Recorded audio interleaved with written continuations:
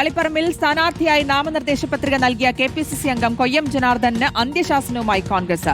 ഇന്ന് നാമനിർദ്ദേശ പത്രിക പിൻവലിക്കണമെന്നാണ് നിർദ്ദേശം. എന്നാൽ പാർട്ടിയുടെ തീരുമാനത്തിന് വഴങ്ങില്ലെന്ന നിലപാടിലാണ് കൊയ്യം ജനാർദ്ദനൻ.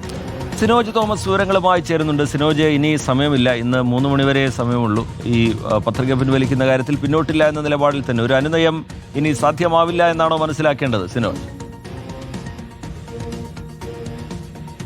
റിജിത്ത്, ശ്രുതി, ഗുഡ് മോർണിംഗ്. അതായത് തളിപ്പറമ്പിൽ വലിയ വിഷയങ്ങൾ പാർട്ടിക്കകത്തുണ്ടായിരുന്നു. കാരണം CPM വിട്ട് പുറത്തേക്ക് വന്ന TK ഗോവിന്ദൻ അവിടെ സ്വതന്ത്രനായി മത്സരിക്കുന്നു. കോൺഗ്രസിന് സീറ്റാണ് തളിപ്പറമ്പ്. അവിടെ ഈ ഗോവിന്ദനെ പിന്തുണക്കാൻ വേണ്ടി പാർട്ടി തീരുമാനിക്കുന്നു. അതിനെതിരെ യൂത്ത് കോൺഗ്രസ് ഉൾപ്പെടെ സ്ഥാനാർത്ഥി നിർത്തുമെന്ന് പറഞ്ഞതാണ് ജില്ലാ പ്രസിഡന്റ് വിജിൽ മോഹൻ. നാമനിർദ്ദേശ പത്രിക കൊടുക്കുമെന്നൊക്കെ തന്നെ പറഞ്ഞിരുന്നു.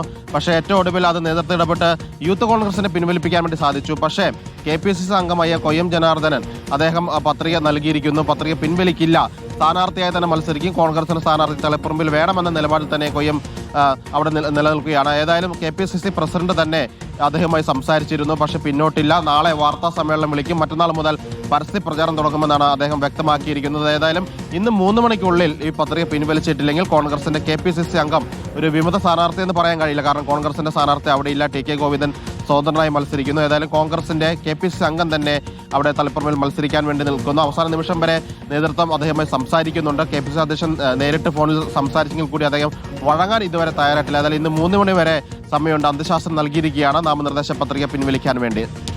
ശരി, സിനോജ് തോമസ് വിവരങ്ങൾ പങ്കുവയ്ക്കുകയായിരുന്നു. ആദ്യം ഒരു അനുനയത്തിന്റെ ഭാഷയിലാണ് കോൺഗ്രസ് നേതൃത്വം കൊയ്യം ജനാർദ്ദനോട് ഈ പത്രിക പിൻവലിക്കണം എന്നുള്ള ആവശ്യം മുന്നോട്ട് വെച്ചെങ്കിൽ ഇപ്പോഴൊരു അന്ത്യശാസനത്തിന്റെ സ്വഭാവത്തിൽ തന്നെ ആ നിർദ്ദേശം പാർട്ടി നൽകുകയാണ്. സിനോജ് അതിന്റെ വിശദാംശങ്ങൾ പങ്കുവയ്ക്കുകയായിരുന്നു.